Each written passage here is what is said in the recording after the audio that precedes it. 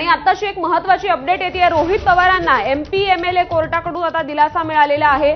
महाराष्ट्र राज्य सहकारी बँक अर्थात शिखर बँक घोटाळ्याशी संबंधित आर्थिक गैरव्यवहार प्रकरणी आमदार रोहित पवारांची जात मुचलक्यावर सुटका करण्यात आलेली आहे। एमपीएमएलए कोर्टाकडून जात मुचलक्यावर त्यांना दिलासा मिळालेला आहे। वैयक्तिक जामिनावर त्यांना दिलासा मिळालेला आहे।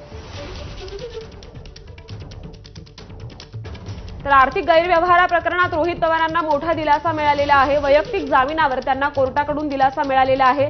एमपीएमएलए कोर्टाकडून त्यांना दिलासा मिळाल्याची एक मोठी अपडेट आता मिळते।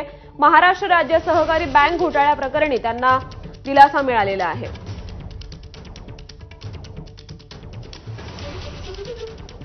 रोहित पवारांना आता एमपीएमएलए कोर्टाकडून दिलासा मिळाल्याची एक महत्त्वाची बातमी येते।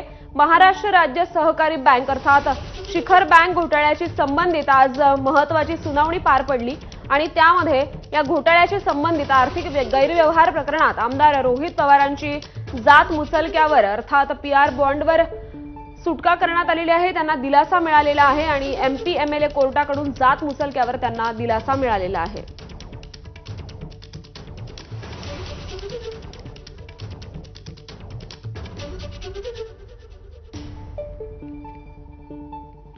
तर रोहित पवारांना आता एमपीएलए कोर्टाकडून मोठा दिलासा मिळालेला आहे। वैयक्तिक जामिनावर त्यांना या माध्यमातून दिलासा मिळालेला आहे।